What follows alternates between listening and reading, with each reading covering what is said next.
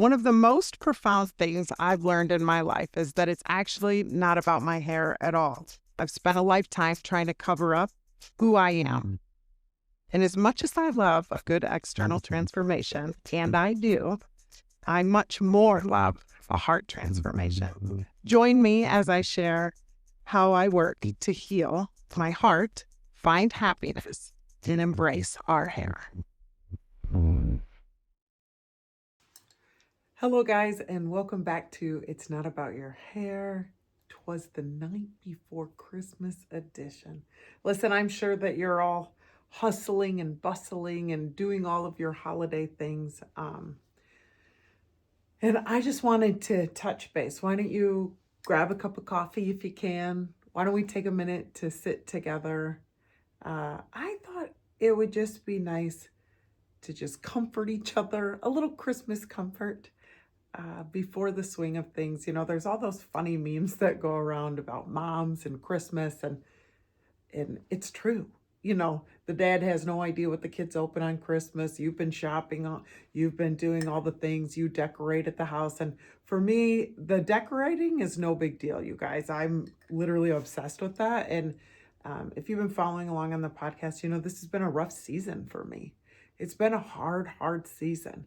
And actually, the one thing that has brought me cheer is literally making my house feel like Elf on the Shelf. And it's brought me great joy. And maybe that's not what brings you joy. What is it that brings you joy? Is it not doing it? Because that's okay too. You know, I think really giving ourselves permission. You know, sometimes people come in my house and are like, oh my God, I don't do any of that, you know, or they come in, they think it's Christmas clutter. Here's the truth. I don't really care. I don't give a ripstick because I live here and this kind of thing brings me joy, but often the holidays cannot bring us joy, right? I've filmed a few episodes on holiday time and I thought we'd just dive into that too and give ourselves permission to have all the feelings today.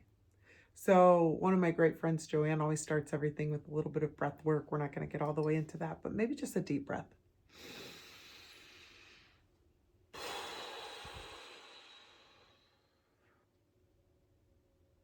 Thanks for being here. Do you know that in high stress situations, you really can? Breathing can regulate your body and bring you back into rhythm. It can slow down anxiety. It can help with so many things. So I would really practice some breath work if you have never done that. And this is launching on December 23rd. So tomorrow's Christmas Eve. I don't know what your family traditions are.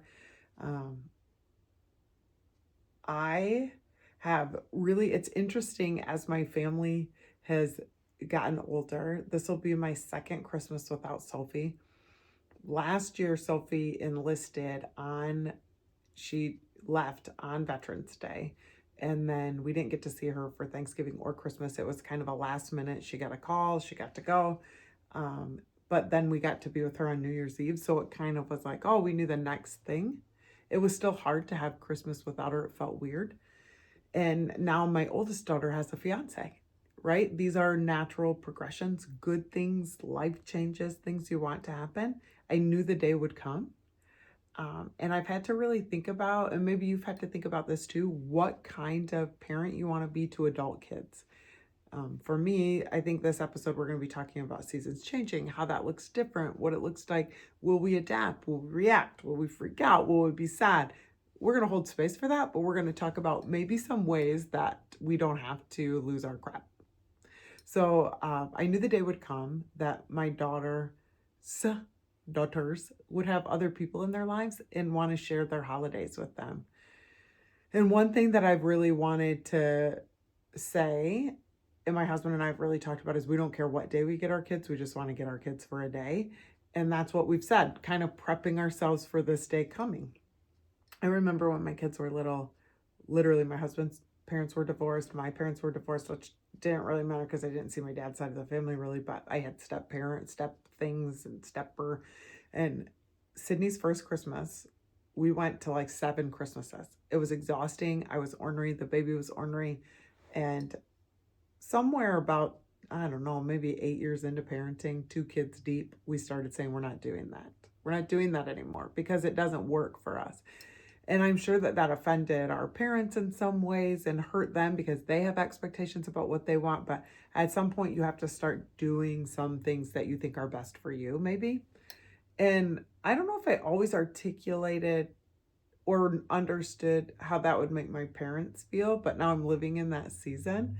And my husband and I, like I said, we've prepped ourselves like we're going to be totally okay. We're going to be so cool. It's not going to matter that because we don't care. It's just a day. So whatever day we get our kids, this is the first year I'm like, okay, it kind of matters a little.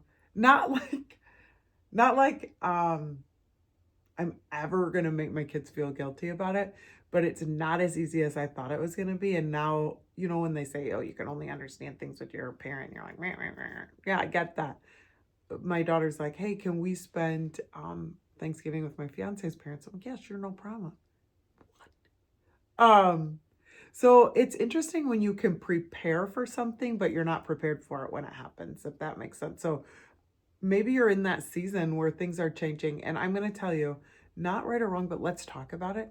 I'm around a lot of people through women's groups, my job, all the things. I'm just a in relationship person. And I've seen people do this a lot of different ways, and I'm not judging, but the ones who take it the hardest are the ones who are the hardest on their kids.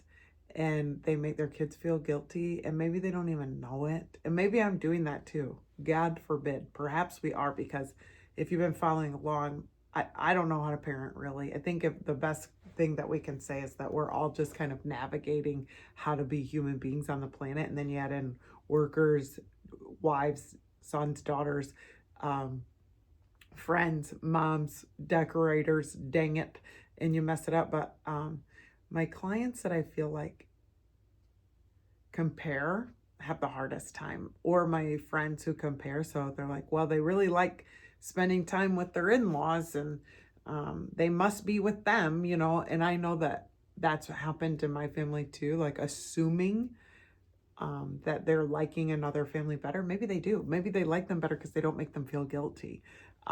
Maybe it's a different kind of fun. Maybe it's a way to allow you space, but, and I don't want to hurt your feelings when I say this, I've had to learn this myself. Like, we're not losing something, it's changing, and we can choose to look at it like we're losing it. What would be a different way of looking at that? How could we hold on to our kids a little bit looser that they can make their own decisions? Because like us, probably we had to make our own decisions. And I heard someone say one time that when our kids grow up, this is a hard pill to swallow. When our kids grow up and they start their own family, that becomes their family. We are now outside of their family. We're still their family, but it's different, and it should be different because we need to figure out how those things work. And then I think it circles back around. Like, so maybe you're dreading Christmas Eve because it's not going to be the way you want. And I've had lots of Christmas Eves not the way I want. And I don't know what to expect. I'm filming this, you know, a couple weeks ahead of schedule. And a lot is changing in my family at the very moment. I know for sure myself won't be home for Christmas. She'll be home for Thanksgiving in just a few short days. And I don't know what Christmas is going to hold. So what I'm going to hold on to is what I love and the traditions that I have, and looking for, if it's not going to be my kids that aren't going to be around on Christmas, who are some people who need somewhere to go? So whether that's in our church family, reaching out to some of our friends, like not just sitting home and being sad, which is something my husband and I have done a little too much in the last few months, and kind of lost sight of things. Like, just because you're not doing the thing you always did doesn't mean you can't do something new. And for me, I was going to say this, even as my kids are getting older. So let's talk about our faith or holidays or how that works. And I think this one is really interesting. So for me, Christmas is about Jesus, like literally about Jesus. And we've done it so many different ways. Used to be that you get 3 gifts when the kids were little. Jesus got 3, something you need, something you want, something you can share. And we really stuck to that. And then my mom felt guilty for my kids, bad for my kids, and bought them way more stuff. But we stuck to that because I really didn't want it to be a consumer holiday. And then we've had times where It's, you just want to give more. And we've had times we've adopted a lot, family, and then at times that we haven't. Like, it's that we don't have a set thing. But what's set for me is that we wake up in the morning, and before we open gifts and our focus goes on gifts, I share the story of Jesus's birth. It's told in Luke and in Matthew. And this is one thing that's really helped me in my life is it's the same story told through a different lens, through Matthew's lens and from Luke's lens. And this is life. So sometimes we think that there's different realities or opposite stories. There's a few parts put in the story from Luke that weren't in Matthew, and vice versa. Why? Because they saw different angles of the same story, or maybe they walked in at a different time. Or so remember that when we go into Christmas holiday or any holiday, when you have siblings or families, or you're the parent who remembers it differently than your kids, that's okay. And apparently Jesus thought that was important because he made sure that different stories were shared in multiple different books in the Bible. But even that's been a challenge because I have some kids that aren't walking with the Lord right now or in faith. I wouldn't even say, I don't know where they're at, but I know that I worried, do I have to change the way that I think about things to not make my kids feel uncomfortable, and really navigated that, because here's what I don't want to do. I don't want to share my faith all of the time or preach at my kids. I think that's a big one. I don't want to preach at my kids because that turns people off most of the time. I have lots of outlets I can preach. The podcast, you can listen or not. You don't have to be here. With clients who want to hear it, with my friends, in Bible study, with my kids, it's more about how I act, and I haven't always known that. But on holidays, where it's literally about Jesus, do we continue to pursue that? My answer has been to navigate it. I asked, and I thought it was really sweet that my oldest daughter said, "Hey, how do you feel if I still, share the Christmas? We read out of that, and we still do our traditions, which is talking about what we really feel like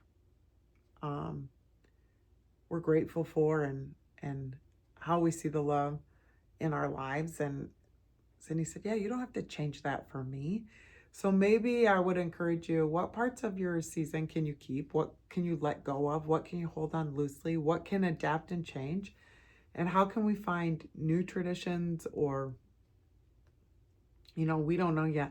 We're like, maybe we're going to go somewhere warm, just my husband and I. Who knows? I don't know what the season's going to hold, but I do know this, that my faith will be unwavering, that my love for my family doesn't change, that I can take a few deep breaths if things feel overwhelming, that I can say no to things I don't want to do and yes to things I do, and that it's okay that things look different from time to time.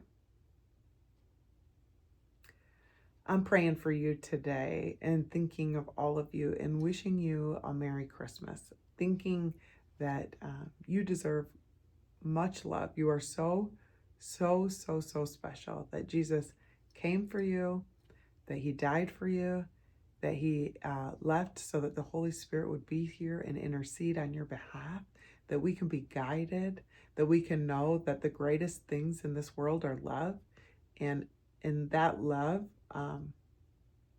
causes us to not demand our own way, but causes us to love others with a love that is selfless.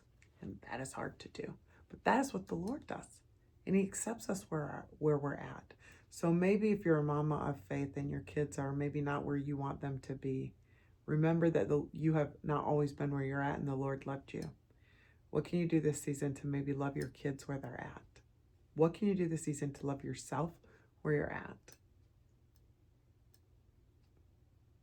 Man, challenging, but so worth it. As always, I'm glad that you're here. Thanks for tuning in to It's Not About Your Hair. One more episode this season, and then I'm going to take a short break. And I'm excited for the new year.